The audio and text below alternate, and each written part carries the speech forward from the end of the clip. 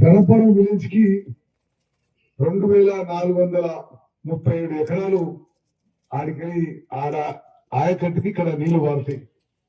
అదేవిధంగా కూచిపూడి గ్రామానికి 1060 ఎకరాలు, ఎర్రవరం రామలక్ష్మీపురం బీకే తండ కలిపి 1634 ఎకరాలు, తొగరాయికి 831 ఎకరాలు, అదేవిధంగా చిలుకూరు మండలంలో పాలేనారం గ్రామానికి 80 ఎకరాలకు నీళ్లు వారుతాయి. మరి పనులు వేగవంతం చేయించడానికి రావడం జరిగింది.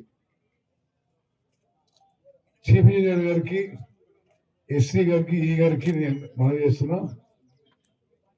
అదేవిధంగా కాంట్రాక్టర్ కూడా మరి పర్వాలేదు, యావరేజ్ గా ఉన్నాయి స్పీడ్ ఆఫ్ వర్క్స్, కానీ ఇంకా స్పీడ్ గా చేయాలి. అంటే మీరు చెప్పిన దానికని చెప్పిన అంత స్పీడ్ అయితే లేదు, అది ఇంకా వేగవంతం చేయాలి. నేను వారానికి ఒకసారి వస్తాను చెప్పి కూడా మనం చేస్తున్నాం. ఇది ఈ సమ్మర్ లో మీరు పూర్తి చేస్తామని చెప్పి నాకు మాట ఇచ్చిండ్రు. మరి సమ్మర్ పూర్తి అయ్యే సమయం వస్తుంది ఇప్పుడు. సో ఇది పూర్తిగా ఇది ఈ స్కీమ్ కింద 394 కోట్లు మంజూరు కావడం జరిగింది. 35 ఎకరాలకి ఈ రోజు వరకు 15,57,00,000 రూపాయలు కూడా ఇవ్వడం జరిగింది. ఇప్పుడు శ్రీధరెడ్డి గారు ఎప్పటివరకు లిఫ్ట్ పూర్తి చేస్తారు? 319 కోట్లు. దీని కింద ఆయకట్టు 14,000 ఎకరాలు. మరి ఇది బుగ్గమాధవం గ్రామం దగ్గర కృష్ణా రివర్ సోర్స్. దీనికి మేళ్లచెరువు మండలంలో 2 గ్రామాలకి ఆయకట్టు, కందిబండ, రామాపురం. కందిబండ గ్రామానికి 2,494 ఎకరాల ఆయకట్టు నీళ్లు బాతాయి ఈ స్కీమ్ ద్వారా. రామాపురంకి 3,800 ఎకరాల 26 ఎకరాలకి 3,826 ఎకరాలకి నీళ్లు బారుతాయి.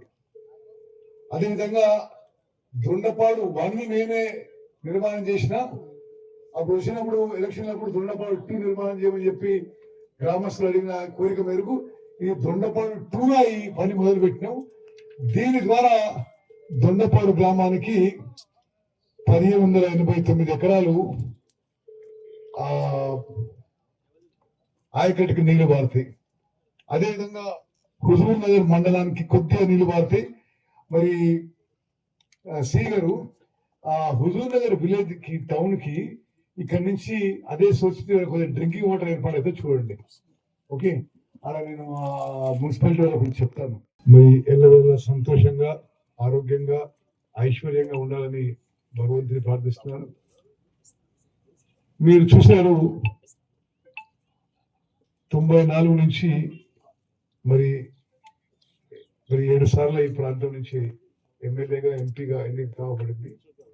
పూర్తిగా ఈ ప్రాంత అభివృద్ధికి నేను, కోలాడ ఎమ్మెల్యే పద్మావతి గారు మా జీవితాలు అంకితం చేసి ఎంత వీలైతే అంత డెవలప్మెంట్ చేయాలనే ఉద్దేశంతో ముందుకు పోతున్నాం.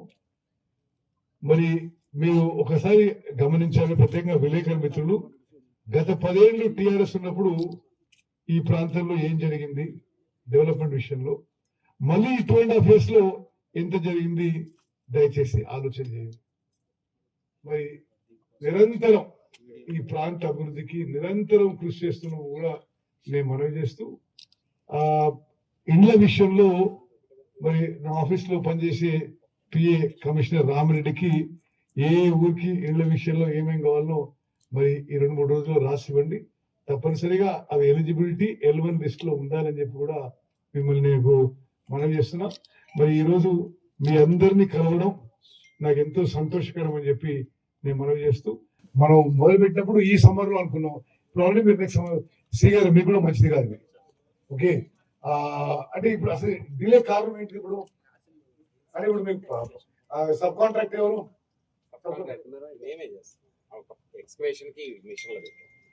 సరే, ఇది నేను ఏమంటున్నా, మీకు పేమెంట్స్ టైంలో వస్తున్నాయి, మీకు మొత్తం అన్ని విధాలుగా భూ సేకరణ టైంలో చేయించినాము, ల్యాండ్ ఎక్విజిషన్ కి పేమెంట్ ఇచ్చినాము. మరి శ్రీ గారు మీరు కూడా కొద్దిగా చేదప్ చేయాలి. ఇట్లా ఏదో కాలం గడపడానికి చేయడం కరెక్ట్ కాదు. Okay, please be serious about this. దీనికి ఎస్సీ ఎవరు? ఈ రామకృష్ణ గారు ఇంకొద్దిగా ఆయకట్టు పెంచుకొని కొంత ఇంకా వాటర్ ఆఫ్ టేక్ పెంచుకోవాల్సిందేమో చూడండి.